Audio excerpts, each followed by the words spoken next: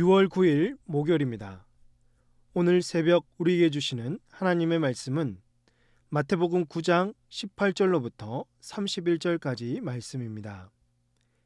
예수께서 이 말씀을 하실 때에 한 관리가 와서 절하며 이르되 내 딸이 방금 죽었사오나 오셔서 그 몸에 손을 얹어 주소서. 그러면 살아나겠나이다 하니 예수께서 일어나 따라가시매 제자들도 가더니 12해 동안이나 혈루증으로 앓는 여자가 예수의 뒤로 와서 그 겉옷가를 만지니 이는 제 마음에 그 겉옷만 만져도 구원을 받겠다 함이라. 예수께서 돌이켜 그를 보시며 이르시되 딸아 안심하라 내 믿음이 너를 구원하였다 하시니 여자가 그 즉시 구원을 받으니라. 예수께서 그 관리의 집에 가사 피리 부는 자들과 떠드는 무리를 보시고 이르시되 물러가라 이 소녀가 죽은 것이 아니라 잔다 하시니 그들이 비웃더라. 무리를 내보낸 후에 예수께서 들어가사 소녀의 손을 잡으심에 일어나는지라. 그 소문이 그 온 땅에 퍼지더라. 예수께서 거기에서 떠나가실새 두 맹인이 따라오며 소리질러 이르되 다윗의 자손이여 우리를 불쌍히 여기소서 하더니 예수께서 집에 들어가심에 맹인들이 그에게 나아오거늘 예수께서 이르시되 내가 능히 이 일 할 줄을 믿느냐 대답하되 주여 그러하오이다 하니 이에 예수께서 그들의 눈을 만지시며 이르시되 너희 믿음대로 되라 하시니 그 눈들이 밝아진지라. 예수께서 엄히 경고하시되 삼가 아무에게도 알리지 말라 하셨으나 그들이 나가서 예수의 소문을 그 온 땅에 퍼뜨리니라. 아멘.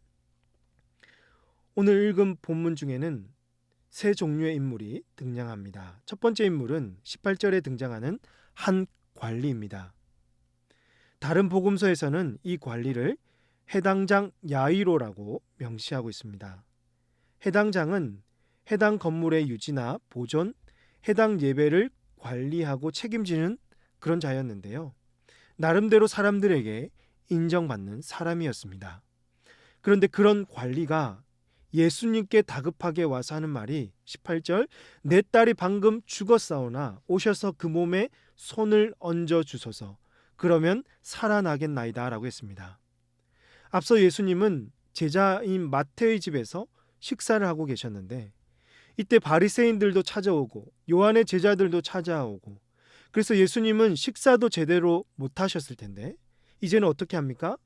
회당장 야이로가 급하게 와서 자기 딸이 지금 방금 죽었다고 그 몸에 손을 얹어주면 살겠다고 말하고 있는 것입니다. 그렇다면 회당장 야이로는 예수님을 향해서 어떤 믿음을 가지고 있습니까? 바로 예수님이라면 죽은 딸을 살려줄 수 있을 것이라는 믿음의 확신이 그에게 있었습니다. 여기서 방금 죽었사오나라고 했는데요. 이 말은 죽어가고 있다는 뜻으로 아마 지금쯤은 죽었을 것입니다 라는 말입니다. 다른 복음서에서는 야이로가 하인들로부터 딸이 죽었다는 소식을 심지어 들었다고 기록하고 있습니다.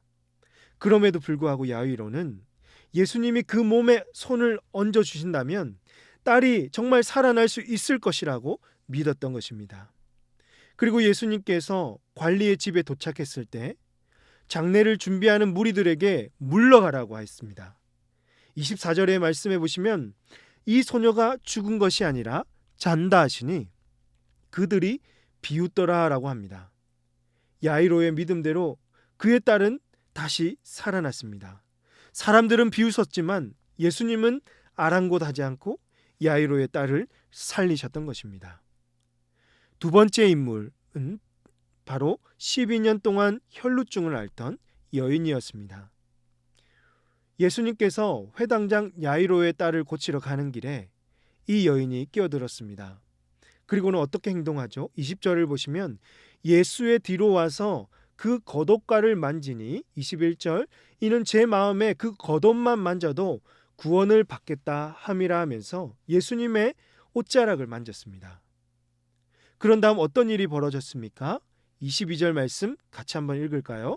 예수께서 돌이켜 그를 보시며 이르시되 딸아 안심하라 내 믿음이 너를 구원하였다 하시니 여자가 그 즉시 구원을 받으니라 라고 했습니다. 놀랍게도 예수님께서 오랫동안 앓고 있던 혈루증을 고쳐주셨던 것입니다.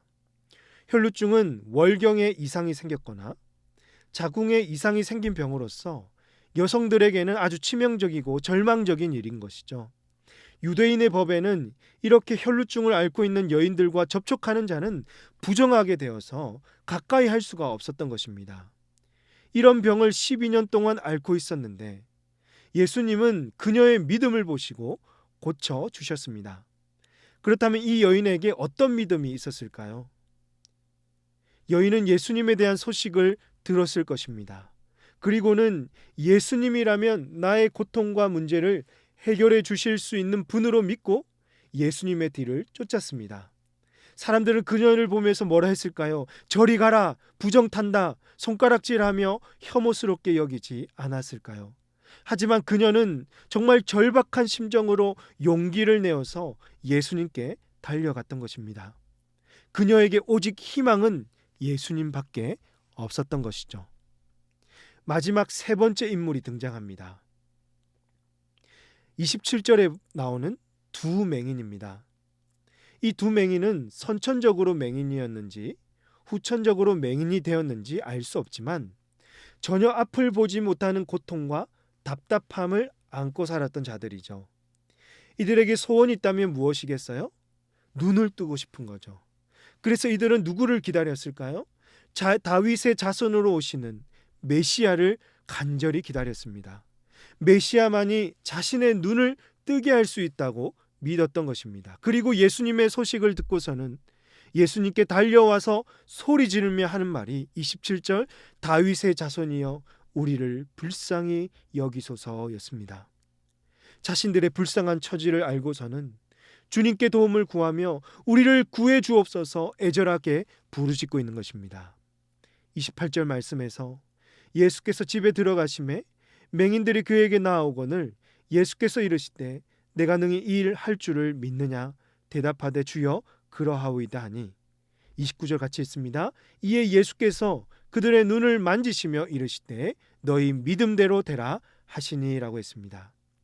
예수님은 그들의 믿음을 보시며 눈을 만져주셨고 맹인의 눈을 뜨게 하셨습니다.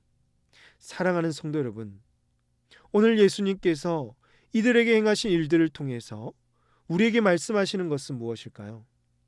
첫 번째로 믿음의 주요 온전케 하시는 예수님께로 나오라는 것입니다. 이들에게는 오직 예수님만이 자신의 병을 고치고 자신의 문제를 해결해 줄 수 있는 분으로 믿었습니다. 이들이 예수님께 나올 때 사실 어떤 예의를 갖추고 나온 것은 아닙니다. 야이로는 예수님이 식사하는데 찾아와서 우리 집에 딸이 있는데 살려달라고 했습니다. 혈루증을 앓던 여인은 자신이 부정한 줄 알면서도 주님의 뒤를 무작정 쫓아갔습니다.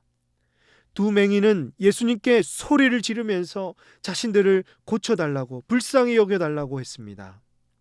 이들은 왜 이렇게밖에 할 수 없었을까요?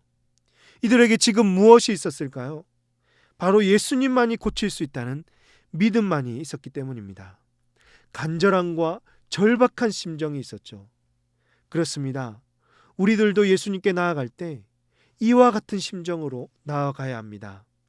예수님만이 믿음해 주시며 우리를 온전케 할 수 있는 분으로 여기고 예수님이 아니면 절대 안 됩니다. 그 간절함과 절박함을 가지고 우리의 삶의 문제를 주님께 내어놓을 때 오직 주님께서 우리의 모든 문제를 해결해 주실 줄로 사랑하는 성도 여러분 믿으시길 바랍니다. 두 번째로 우리의 믿음 때문이 아니라 하나님의 은혜 때문에 고침받는다는 것입니다. 예수님께서 분명히 말씀하셨습니다. 내 믿음이 너를 구원하였다. 너희 믿음대로 되라. 그렇다면 예수님은 정말 이들의 믿음만 보시고 고쳐주신 것일까요? 예수님만 열심히 믿고 간절히 부르짖고 따르면 모든 믿는 자들의 병을 다 고쳐주실까요? 그렇다면 고침을 못 받는 사람은 나는 믿음이 부족해서 못 받았고 고침을 받으려면 정말 얼마만큼 예수님을 믿어야 고침을 받을까? 이런 식으로 마치 자신의 믿음이 자신의 노력이 하나님의 역사를 이루어내는 수단이나 공적으로 생각한다면 안 된다는 것이죠. 믿음이란 개인의 신념이나 자기 확신이 아니라 하나님께 대한 전적인 신뢰입니다. 내가 이만큼 믿었으니 내 믿음대로 하나님은 이루어 주실 거야 라는 식으로 자기 확신에 빠진 믿음은 잘못된 믿음입니다. 오히려 믿음이란 나는 아무 자격, 아무 공로 없는 쓸모없는 자인 줄 알고 내가 믿음을 갖게 되었다면 이건 역시 전적인 하나님의 은혜로 여기며 감사하는 삶, 은혜 받은 자다운 삶을 살려고 애를 쓰게 되는 것이죠. 에베소서 2장 8절과 9절 말씀에서 바울은 이렇게 말씀합니다. 너희는 그 은혜에 의하여 믿음으로 말미암아 구원을 받았으니 이것은 너희에게서 난 것이 아니요 하나님의 선물이라. 행위에서 난 것이 아니니 이는 누구든지 자랑하지 못하게 함이라. 아멘. 하나님을 전적으로 믿는 자는 내게 있는 믿음이 하나님이 주신 은혜, 선물인 줄 알고 더 낮고 더 겸손한 마음으로 주님께 나아가서 은혜를 구하고 그 은혜대로 살기를 원하는 것입니다. 그러므로 사랑하는 성도 여러분, 오직 하나님의 은혜만을 구하십시오. 내게 믿음 주신 하나님의 은혜에 감사하면서 하나님만 자랑하며 살아가는 저와 여러분이 되시기를 주님의 이름으로 축복합니다. 기도하시겠습니다. 하나님 아버지, 우리에게 믿음을 주시고 예수님께 나아갈 수 있도록 은혜 베풀어 주셔서 감사합니다. 인생의 문제와 삶의 어려움들로 인해서 낙심하고 좌절한 영혼들을 불쌍히 여겨주시고 간절함과 절박한 심정으로 오직 주님께 나아가 고침받을 수 있도록 역사하여 주시옵소서.